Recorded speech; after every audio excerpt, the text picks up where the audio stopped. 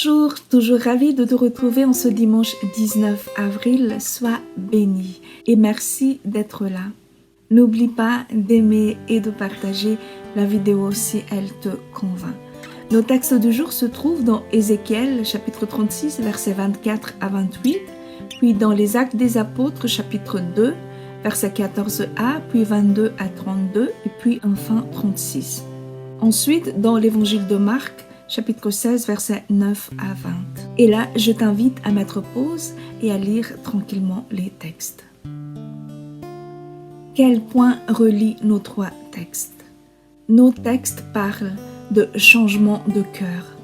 Dans le texte d'Ézéchiel, Dieu dit « J'enlèverai de votre corps le cœur de pierre et je vous donnerai un cœur de chair. » Dans le texte de Marc, les propres disciples de Jésus ne croient pas à la résurrection de Jésus.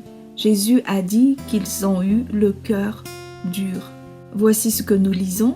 Il leur reprocha leur incrédulité et la dureté de leur cœur, parce qu'ils n'avaient pas cru ceux qu'il avait vus ressusciter.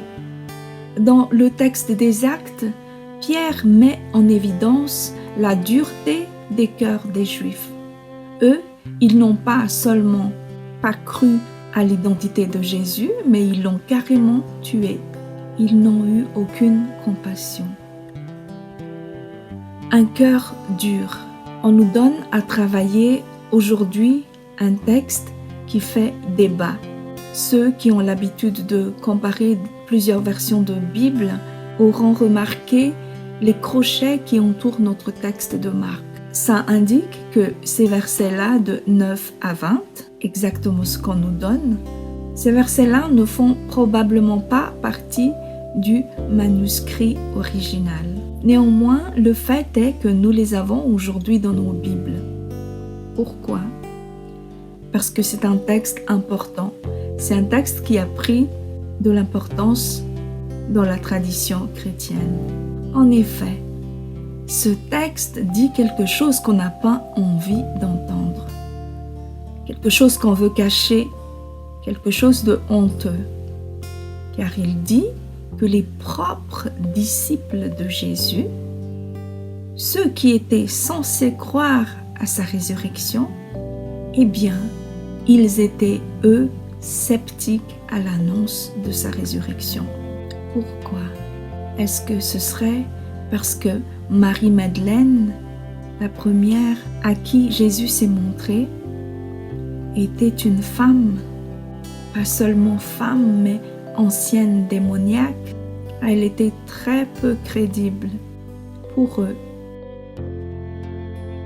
Eux, ils ont déjà oublié que Jésus était comme Dieu, son Père. Dieu révélait sa lumière aux petits, à ceux qui ne payent pas de mine et non à ceux qui sont considérés.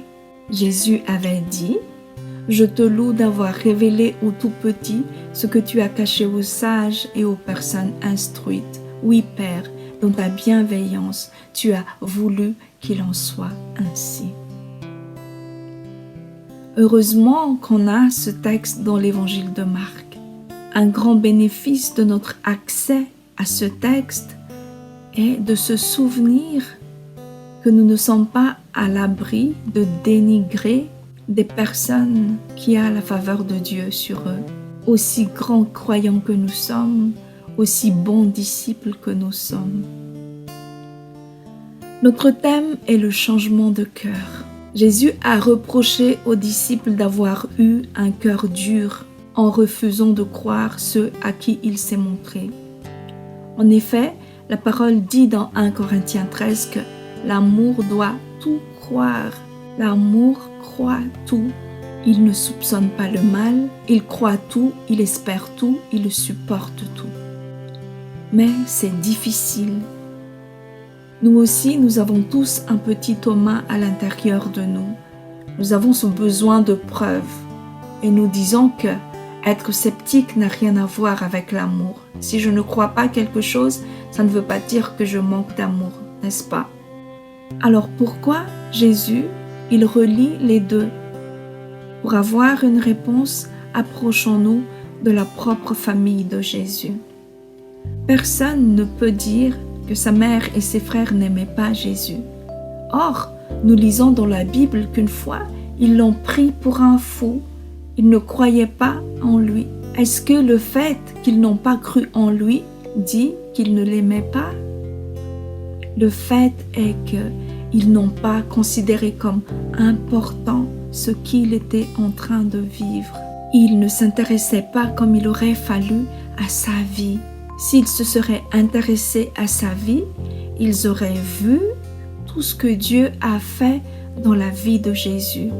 Parce que Dieu n'est pas entré de manière brusque dans la vie de Jésus, mais il était dans sa vie depuis le début, avant sa naissance même.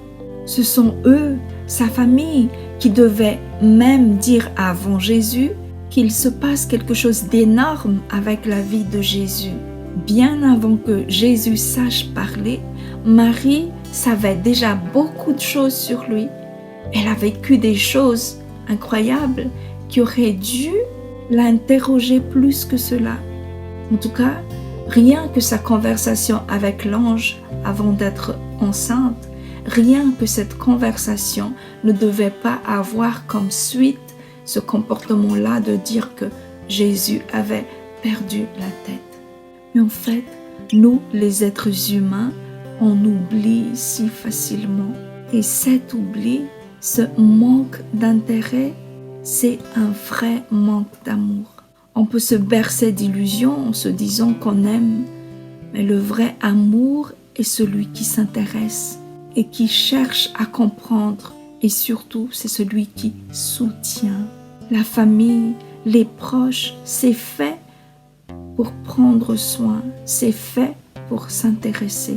Marie-Madeleine aurait mérité plus d'attention si les autres disciples avaient un peu de considération pour elle. C'est pareil pour les autres disciples qui n'ont pas été crus. C'est pareil pour tous ceux qu'on ne croit pas quand ils disent qu'il se passe quelque chose d'énorme en rapport avec Dieu dans leur vie. Ceci dit, ce caractère, entre guillemets, pas fait exprès, on ne peut pas le nier. Dans le cas de Marie-Madeleine, on voit comme une réaction spontanée de la part des autres. Une réaction pas réfléchie. Pareil avec le texte des Actes. Si nous continuons la lecture plus loin dans Acte 3, nous verrons que Pierre dira aux Juifs « Frères, je sais bien que vous et vos chefs avez agi par ignorance à l'égard de Jésus. » Voilà, on agit sans réfléchir. D'où l'idée que c'est la vigilance qu'il faut. Il ne faut pas qu'on soit distrait et qu'on finisse par se retrouver dans la case de ceux qui n'aiment pas, sans avoir fait exprès. Pour finir, le plus important, je crois, c'est d'admettre que c'est Dieu qui change les cœurs. L'initiative vient toujours de lui. Il y a eu un brisement de cœur quand les Juifs se sont rendus compte, après le discours de Pierre, ils se sont rendus compte qu'ils ont tué le Messie. Mais c'est Dieu, en ressuscitant Jésus, qui fait ce brisement, qui fait ce changement. Il y a eu un brisement de cœur quand les disciples se rendent compte que Marie-Madeleine et les autres disaient vrai, et Jésus met le doigt là où ça fait mal quand il leur reproche la dureté de leur cœur. Mais tout ne s'arrête pas là, ça continue comme ça a commencé, c'est-à-dire avec la confiance accordée aux disciples. Ni Dieu ni Jésus ne perdent de vue leur intention première qui est de donner une chance, encore et encore. Oui, l'idée de s'aimer avec les hommes, c'est une idée de Dieu. Et malgré tout ce qui peut se passer, c'est encore lui qui change les cœurs des hommes. Et sa parole est vraie quand il dit « Je vous purifierai de toutes vos impuretés, je vous donnerai un cœur neuf et je mettrai en vous un esprit neuf. » Nous pouvons faire confiance à cette parole. Approchons-nous de lui et approchons-nous aussi de nos proches. Accueillons leurs témoignages et intéressons-nous à ce qu'ils vivent. Car l'amour croit tout. Sois encouragé dans ton épreuve et sois béni. À bientôt. Au revoir.